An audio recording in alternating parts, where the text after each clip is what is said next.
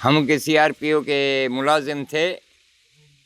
फिर कभी कभी बड़े बड़े लीडरशिप आ जाते थे उसके मेहमान।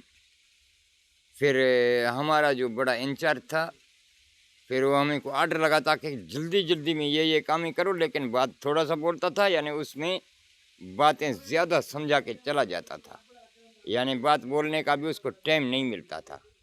यानी ऐसे बात बोल जाता कि थोड़े अल्फाजों में काम ज़्यादा समझ जाए। तो ये अल्लाह ने भी तो ऐसे इमरजेंसी लगा के रखी थी, क्योंकि आका के 63 साल थे, कुल ही 23 साल थे। तो फिर 91,000 80 के लिए फिर आका ने तो बोला था कि नमाज करो। तो फिर ये भी जल्दी में बोल के चला गया ना, आप इसमें समझ जाने ये कितने कितने काम इसके अंदर मुझे करने हैं।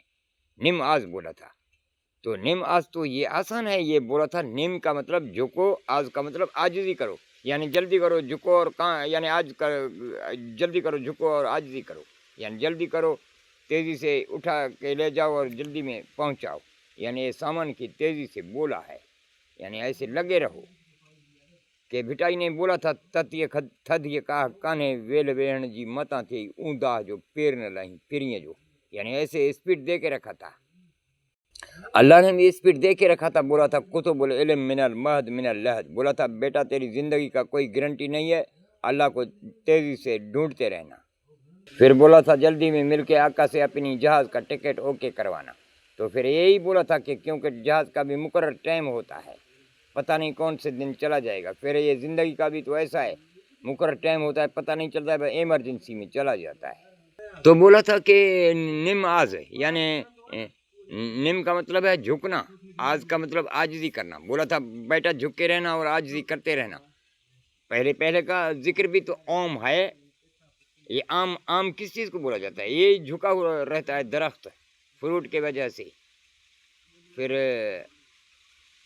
आजिज़ी करता रहता है। लाठियाँ लगाओ ना, फिर भी तेरे से प्यार करेगा और तेरे ऊपर साया करेगा। देखो कितना आजिज़ी करता है।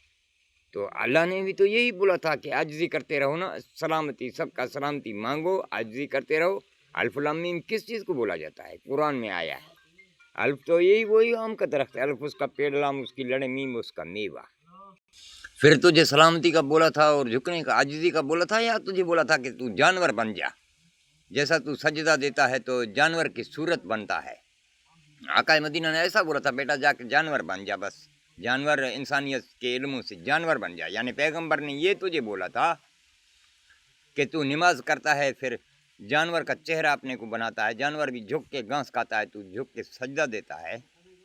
यानी आका मदीना का जो इस्लाम है, सबकी सलामती मांगना जो है, वो जानवर का चेहरा बनाना है अपने को, ये है उसकी सलामती। या जाके अपने को जानवर की अदा करो, ये है उसका नमाज, यानी उसके झुकना और आजिज़ी करना कि जानवर अपने को बनाओ। ये तो इंसान तो ऐसे नहीं होते हैं, ये तो जानवर होते हैं जो आगे पीछे के पाँव की ज़मीन पर झुक के घास खाएगा, ये झुक के सजदा देगा। यानी पैगंबरों का दिन भी जानवर का था।